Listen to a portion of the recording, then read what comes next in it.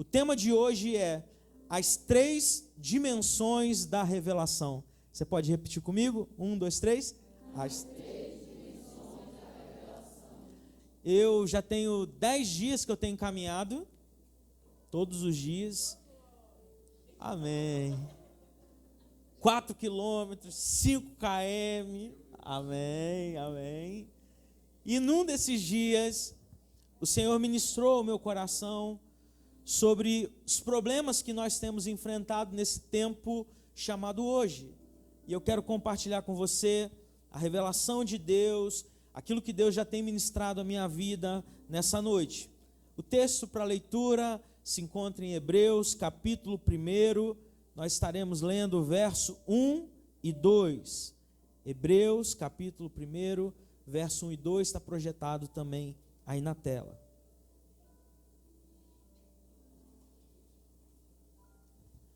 Diz assim a palavra do Senhor: no passado, Deus ele falou muitas vezes e de várias maneiras aos nossos antepassados por meio dos profetas. Mas, nesses últimos dias, nos falou por meio do Filho, a quem constituiu herdeiro de todas as coisas e por meio de quem fez o universo. Amém? Feche seus olhos por um instante, você pode fazer isso? Peça ao Senhor que Ele ministre ao seu coração nessa noite. Ore ao Senhor, diga assim: Deus, fala comigo, Pai. Não é um culto normal, gente. Existe uma atmosfera do céu aqui nesse lugar, diferente, desde que começou esse culto, desde que a gente estava preparando para vir para a igreja. E Deus, Ele está ministrando poderosamente ao seu e o meu coração. Então não deixe que nenhuma distração, que nada roube a parte do Senhor na sua vida. Pai, fala conosco nessa noite, poderosamente. Transforma nossa mente e coração. É o que oramos ao Senhor, em nome de Jesus. Amém. A história da Bíblia, ela não é a história de um Deus escondido. Muito pelo contrário. É um Deus que se revela de tempos em tempos. Então nós temos a revelação da criação no Antigo Testamento, um Deus que se mostrava ao povo, a revelação de Cristo no Novo Testamento e a revelação do Espírito hoje. Desde Gênesis até Atos, nós vemos um Deus se movendo em direção ao homem. Então Deus fala, Ele se revela e se aproxima. Mas o homem não ouve corretamente, não entende completamente, nem responde adequadamente. Agostinho, um dos pais da igreja, certa vez ele disse: não é que Deus esteja distante de nós, na verdade, somos nós que estamos distantes de Deus. Então essa progressão da revelação de Deus, ela acontece Deus falando no Antigo Testamento, Deus encarnado nos Evangelhos, o Deus que se fez carne e habitou entre nós, e o Deus habitando dentro do templo do Espírito, da nova igreja que somos eu e você. Então, cada um desses momentos revela para nós um desafio específico. E o primeiro grande desafio, depois dessa breve introdução, é o desafio do Antigo Testamento: ouvir a Deus. 1 Samuel 3:10 diz assim: fala, Senhor, porque o seu servo está ouvindo. Amós 3:7 diz: certamente o Senhor Deus não fará coisa alguma sem primeiro revelar o seu segredo aos seus servos, aos profetas. Então, desde o Éden, e a Bíblia vai dizer que ao cair da tarde, no fim da tarde, Deus ele descia até o Éden e conversava, ele tinha relacionamento com Adão. O grande desafio na história bíblica, nos personagens da palavra de Deus, naqueles que queriam conhecer a Deus, era de fato ouvir, reconhecer, compreender que aquele Deus revelado era o próprio Deus.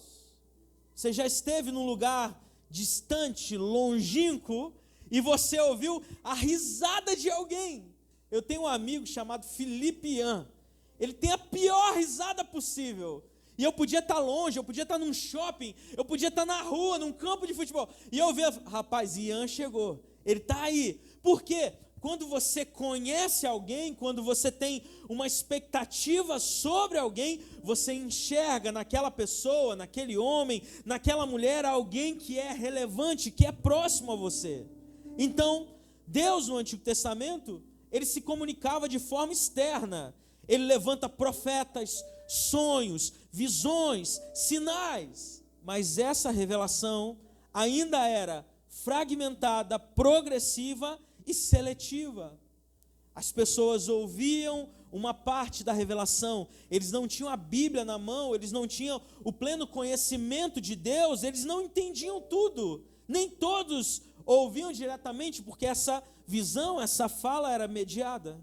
Então, o texto que lemos de Hebreus 1:1 diz: havendo Deus falado muitas vezes e de muitas maneiras.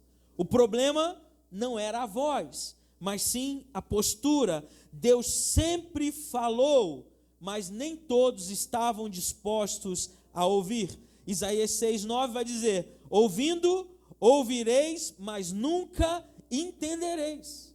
Adão, ele ouviu claramente a voz de Deus, mas ele preferiu, ele decidiu seguir a voz do seu coração e fazer aquilo que lhe agradava.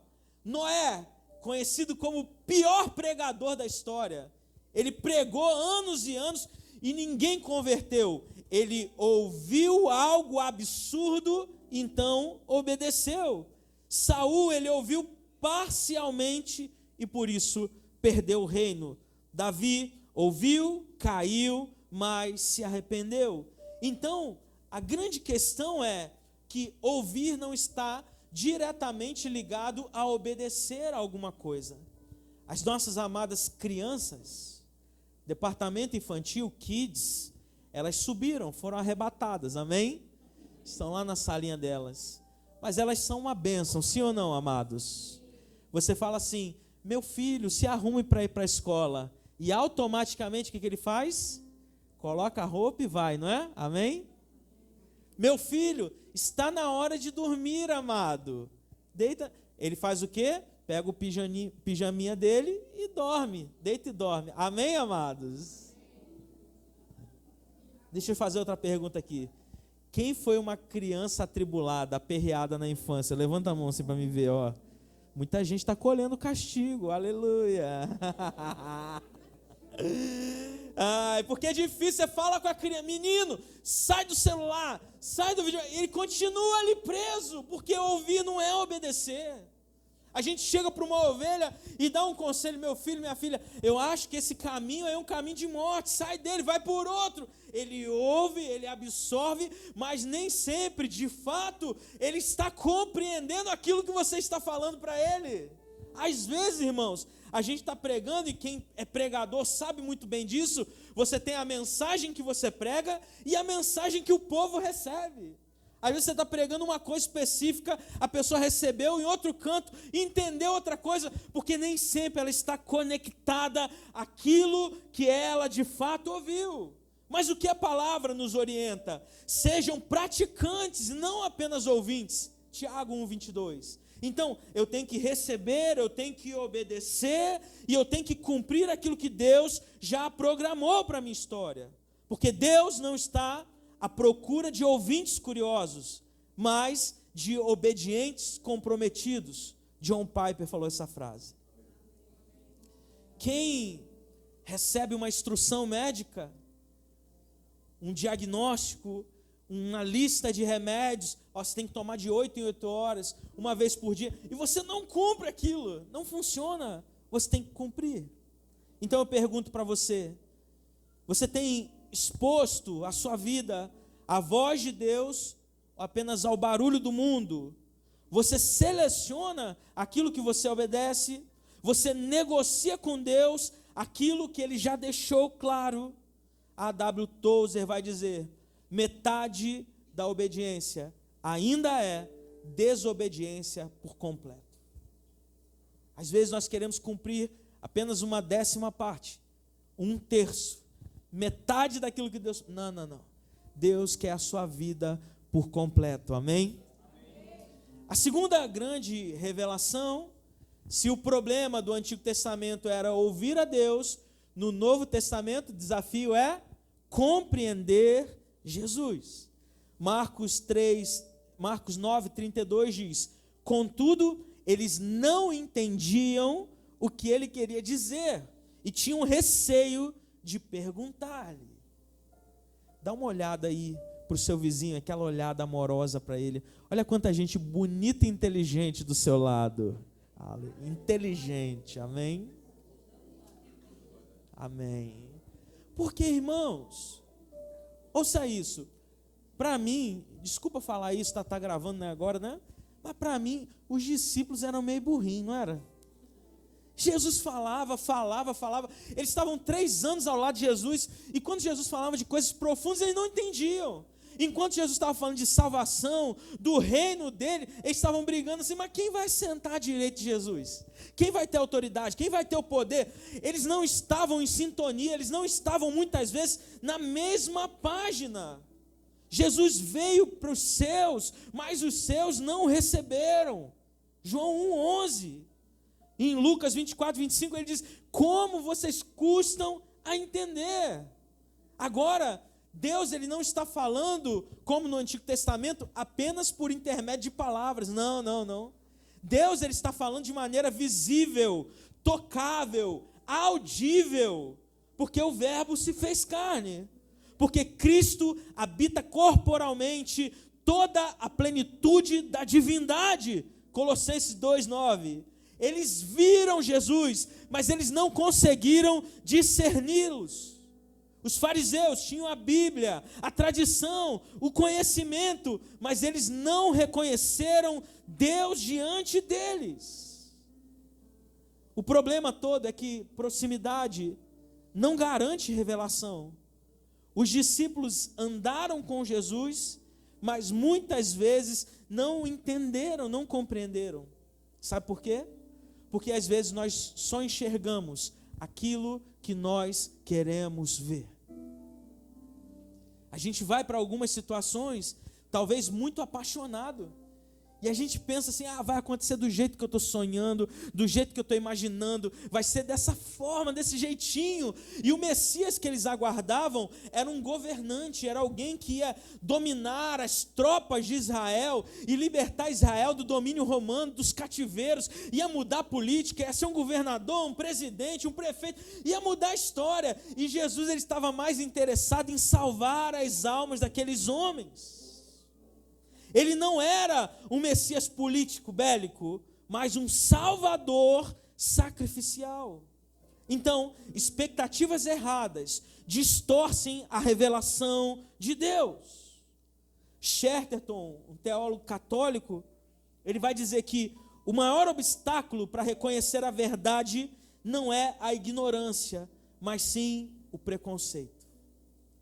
E às vezes nós estamos aqui, sendo ministrados, ouvindo a palavra, Deus sacudindo a nossa vida, mostrando, falando assim, olha, no Antigo Testamento, eu falava pontualmente com meus filhos, eu me revelava aos profetas, aí vem Jesus, caminha, é o Deus Emanuel, o Deus conosco, que está próximo, que está junto, e ainda assim nós não conseguimos compreender, porque talvez a nossa expectativa esteja só na bênção, e não no Deus da bênção. Você segue Jesus por aquilo que Ele é ou por aquilo que você espera que Ele faça na sua vida? Sua fé é construída na revelação ou na expectativa? Você conhece Jesus ou apenas o conceito de Deus? Aquilo que as outras pessoas falam para você? Você ouve e de fato compreende a Deus? Porque antes a dificuldade era ouvir. Agora é compreender.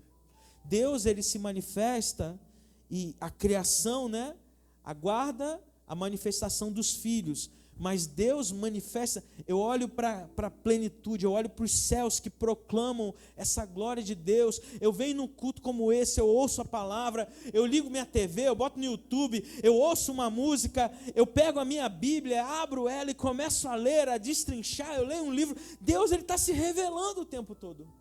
Mas será que eu compreendo essa revelação de Deus, então o problema não é a falta de evidência, mas sim a resistência do nosso coração. Quem disse isso foi R.C. Sproul. Hoje, então, o cenário ele mudou completamente. A gente não precisa mais de um profeta para ouvir. Não precisamos ver Jesus fisicamente para crer. E bem-aventurado aqueles que não viram e creram. Agora Deus, Ele habita dentro de nós. Quantos creem nisso? Pode dar um glória a Deus. Quantos tem o Espírito Santo habitando dentro da sua vida, dentro do seu coração, mudando o teu quadro, te orientando. Oh, o Espírito Santo de Deus está aqui. Por isso, terceiro e último ponto, o desafio da igreja hoje é discernir, corresponder e pega essa última frase, viver no Espírito. Gálatas 5:25 diz: se vivemos pelo Espírito, andemos também pelo Espírito. Romanos 8:14, todos os que são guiados pelo Espírito de Deus são filhos de Deus. 1 Coríntios 2:14, o homem natural não aceita as coisas do Espírito de Deus. Efésios 4:30, não entristeçam o Espírito Santo. 1 Tessalonicenses 5:19, não apaguem, não extinguem o Espírito. O Espírito Santo não é uma força, mas é o próprio Deus habitando dentro do crente. Ele é o nosso melhor amigo, é o nosso orientador, é aquele que capacita a igreja dele para viver o extraordinário, o sobrenatural. Jesus ascendeu aos céus, mas disse: Ele vive com vocês e estará com vocês todos os dias. Você não está sozinho.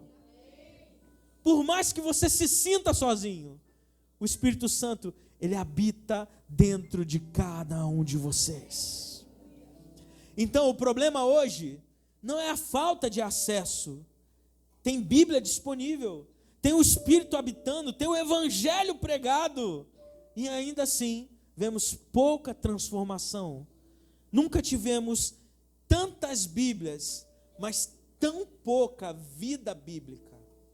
A gente tem acesso, mas às vezes a gente prefere utilizar a nossa Bíblia como um souvenir. Eu deixo ela aberta em casa e eu falo assim: Senhor, que o poder dessa palavra ela emane aqui nesse lar, aleluia. Mas a minha vida de perdição, a minha vida de pecado, a minha vida de desonra, a minha vida não é uma vida de fidelidade. A minha vida, a minha casa não é um lugar de encontro com Deus. No âmbito do ministério pastoral, a gente visita muitas casas. E tem casas que a gente entra, e eu conversava isso aqui pouquinho antes de começar o culto, que a presença de Deus é nítida, gente. Você chega num ambiente, existe paz ali naquele ambiente. Você quer ver um ambiente onde Deus não habita? Eu posso falar? Posso, gente? Onde tem sujeira. Você chega na casa, é um amontoado de coisa, é tudo bagunçado. Aí a pessoa fala assim: pastor, só te peço uma coisa. Sabe o que ele fala? Não repara a bagunça não. Aí sabe o que eu faço? A primeira coisa, reparo. Que ativou na minha mente. Não repara. Você repara. Não tem a ver com riqueza ou pobreza. Tem a ver com você ter uma vida organizada. Eu acho que foi uma quarta-feira que eu disse isso aqui no púlpito. O seu carro, a sua casa, reflete o seu estado emocional também, sabia? Você chega no carro e é coisa velha, é papel de bala, é saco de pipos, é não sei o que, é tudo bagunçado. Provavelmente é um indicativo que a sua vida está bagunçada também. Se nós somos casa, templo do Espírito Santo de Deus, eu tenho que me cuidar, em primeiro lugar, tenho que vir bonitão, eu tenho que estar arrumado, eu tenho que cortar o cabelo, porque o barbeiro também tem família. Amém ou não amém? Tem dois ali, um do lado do outro. Meu cunhado está no Rio de Janeiro assistindo isso aí, Caio. Ele corta o cabelo de 6 em 6 meses. Eu falo assim, coitado do teu barbeiro, meu irmão. Aí quando eu vou lá, eu levo ele no barbeiro, naquela barbearia lá. Eu levo ele lá à força para cortar. Corta isso aí. Então, eu tenho que me organizar, eu tenho que organizar a minha casa, eu tenho que deixar que a minha casa seja um santuário, num sentido de ser um lugar de paz, de ser um lugar de bênção. Quando a pessoa chegar lá, ela se sentir abençoada, não importando se é pouco, se é muito, mas eu vou deixar que o Espírito Santo transborde da minha vida para a vida do outro e alcance as famílias e alcance os meus vizinhos. Aleluia! E alguém vai falar assim, ali tem uma casa de paz. Ali tem uma casa diferente. O Espírito, ele pode ser ignorado. Nós lemos. Ele pode ser entristecido, ele pode ser apagado, ele pode ser resistido. Isso mostra que a presença não garante resposta para nós. O Espírito quer habitar em você. Ele quer te transformar, mas você pode estar resistindo, entristecendo, apagando ele. Ontem, mais uma vez, eu tive a certeza, eu era muito chateado com o povo natalense. Eu tinha uma chateação grande, porque eu saí do Rio de Janeiro, David, vim para cá, e eu falei, graças a Deus, aqui eu não vou encontrar flamenguista. E o povo, 80%, cara, só tem um vascaíno perdido, um tricolor perdido, torce para o Flamengo. Eu falei, e os times locais, gente? Vamos apoiar o ABC, o América? Meu amigo, me levaram no Frasqueirão uma vez. Que tristeza, que tristeza. Eu falei, meu Deus, Ana nem foi, se salvou. Aí ontem eu estava em casa, George me mandou uma mensagem. Tá assistindo jogão? Jogão, ABC América. Meu amigo, até Ana que não estava vendo o jogo, estava reclamando. Que jogo chato é esse, cara? Aí eu assisti, acho que até os 30 minutos do segundo tempo, 0-0. Aí quando eu estava saindo de casa, 1-1, eu falei, ih, teve gol, cara. Mas aí o povo briga por causa de ABC América. Gente, tem base não. Briga aqui na Zona Norte, briga lá no estádio, briga não sei o quê. Aí Iago, que nem está aqui hoje, né, deve estar chorando, participava da torcida organizada, de não sei quem. Tiago também.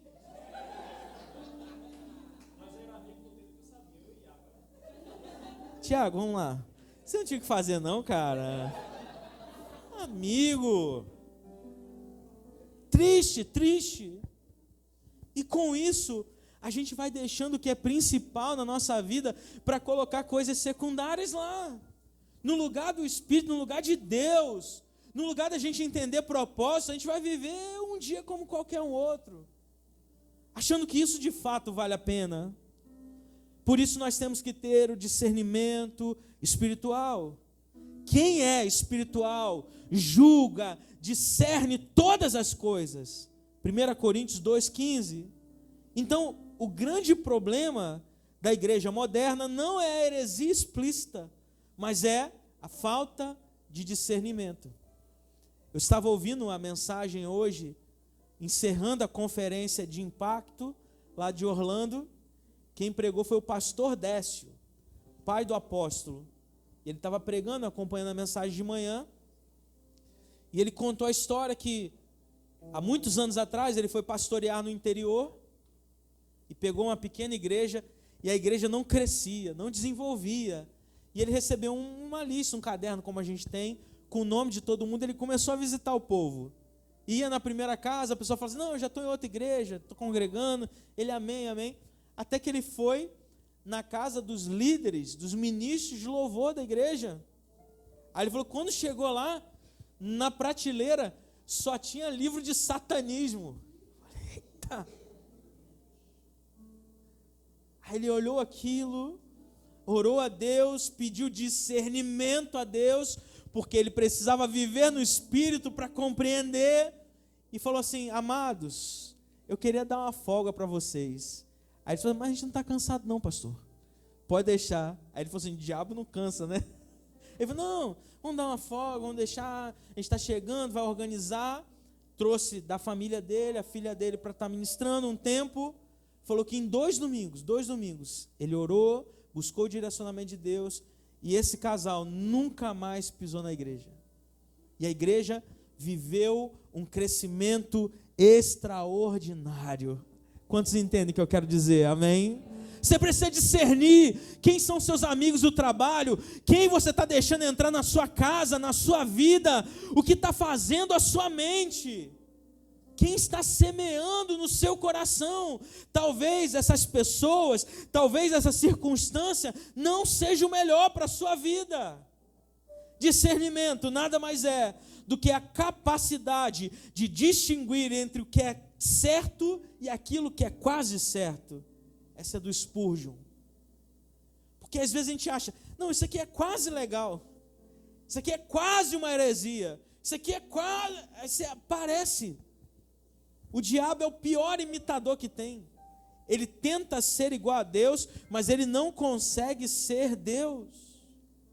Qual é o número da perfeição? 7. Qual é o número do homem? Não, 6. Perfeito só Deus. Por isso que a marca da besta é 666. É quase Deus, quase Jesus, quase o Espírito, porque ele é um imitador fracassado, irmãos. E eu preciso buscar a vida no Espírito de uma maneira prática para discernir situações que são reais. É de um minuto para o outro, mas Deus ele vai te trazer o conhecimento. A Bíblia diz que o Espírito Santo de Deus vai mostrar a direção, vai revelar, vai colocar a palavra na nossa boca.